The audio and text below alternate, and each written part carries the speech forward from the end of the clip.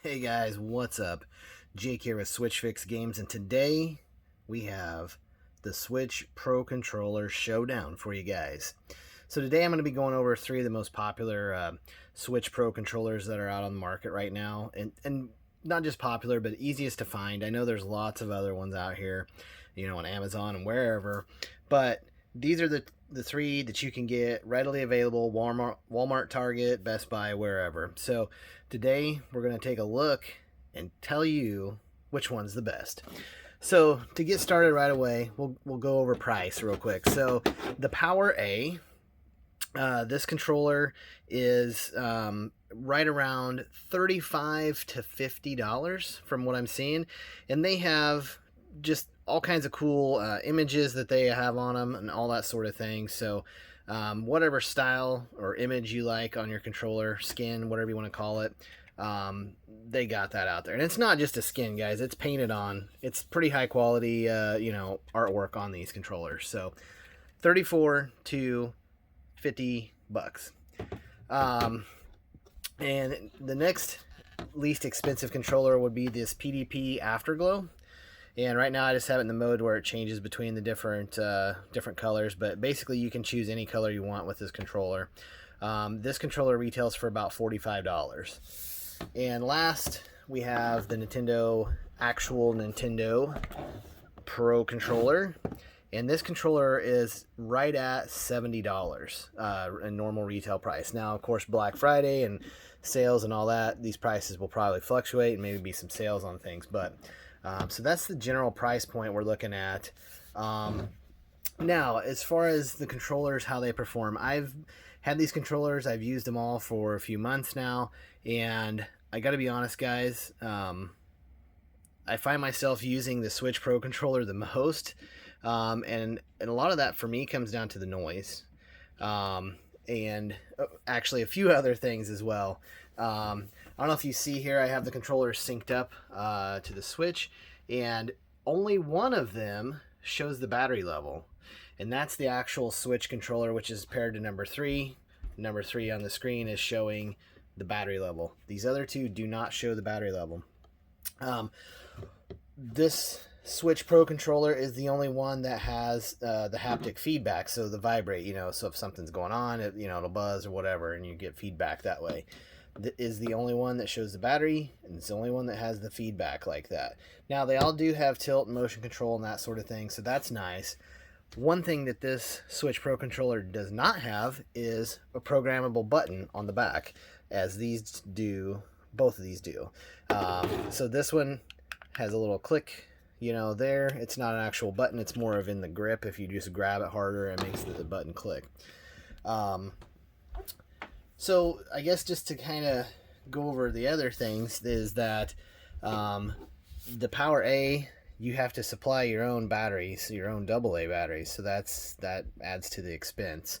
Whereas the Switch Pro controller and the PDP have internal rechargeable batteries. So that's huge benefit. And I think probably you get the most runtime out of the Switch Pro controller, and probably a close second would be the PDP Afterglow. It's been pretty good. It's been pretty good, guys. The one complaint I do have is this crazy sunken in USB port. You can see that there, but basically you have to use their cable to charge it, period. You can't use any other cables. They won't fit. So where I'm at with these guys, the biggest factor for me, the biggest things, batteries. I'm going to have to be buying batteries. That's one of the top factors.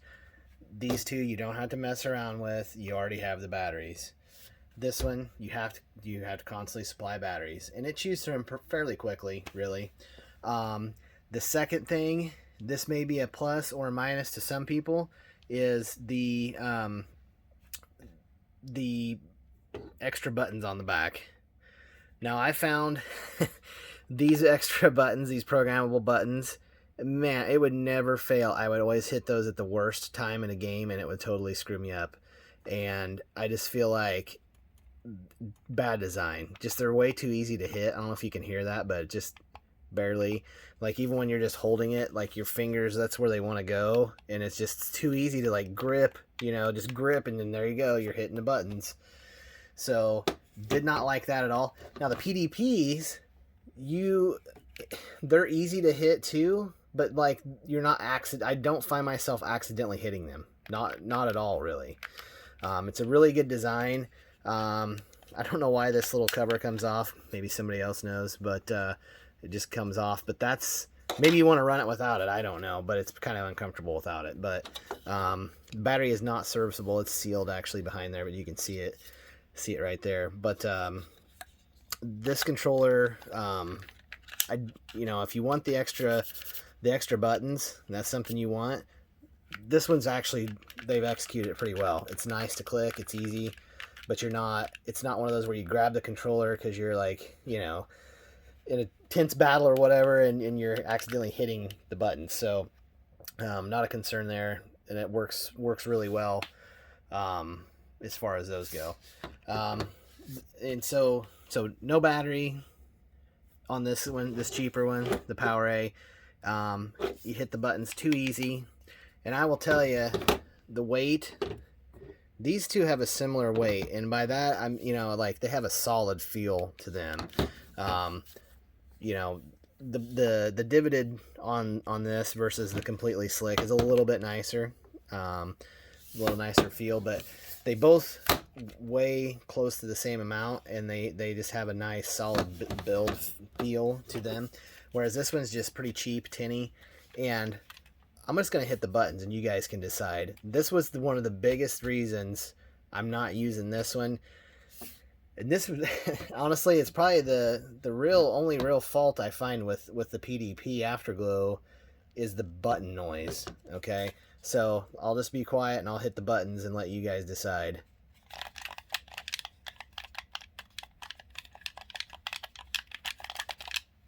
Versus, okay, and then lastly, pretty loud too, really, especially when I run across those. That's definitely worse. Versus, you let them pop, they're all kind of, but yeah, I mean, the noise, you'll notice it playing in games, definitely. So really, guys, I gotta say, in my opinion, even though you can get this for $35, unless you're just completely dead set on some of the artwork, I would avoid it. I wouldn't get it. I wouldn't spend my money on it again. I'm probably gonna throw this one on eBay or do a giveaway at some point. Just the D-pad itself is like square. It's kind of pokey. It just doesn't feel great. You got to spend money on batteries. It's noisy. You hit the buttons you don't want to hit. I don't care for it. I'll be honest with you. Is the PDP Afterglow. The buttons are rounded. Like even just that, like, it's a lot nicer feeling. Pretty cool with the glow. Like say the biggest difference between these two is that you don't have the battery indicator on the PDP and you don't have the haptic feedback, and you do have a little bit more noise, and you don't have quite as much battery life. But all that being said, what you do get is some pretty cool LED functions. There's a few different things you can do. You can turn it off, you can have a constant, you can have it to where if you move the control that it lights up different. Pretty neat there. You can have it scroll through the different colors. So pretty cool LED functions, plus the extra button mapping function. So that's pretty cool. And then, like I say, this one you get the indicator and for your battery life, and then you also get the haptic feedback, but you do not get any extra buttons. You do not get the lights, if that's something you like. So in my mind, guys, I gotta say it without a doubt, PowerA's out. PDP, it comes down to, do you want the lights and do you want the clickers on the back? But from my opinion, if you don't mind a little more noise, the PDP is probably going to be the best buy. Now, if you happen to find the actual Switch Pro controller on sale, then maybe that's something to consider as well. But like I say, right now, you got this for 70 bucks, this for 45. You could almost buy two, you know what I'm saying? So, in my opinion, I would probably say the best all-around controller for price and for what you get is going to be this PDP Afterglow. So guys, let me know what you think down in the comments. What controller do you like the best? This is my opinion on the showdown between the three Pro controllers. And, like and subscribe and check back for more content. And, we'll be doing some more reviews coming up soon. And I really appreciate your time and hope you enjoyed the video. Thanks, guys.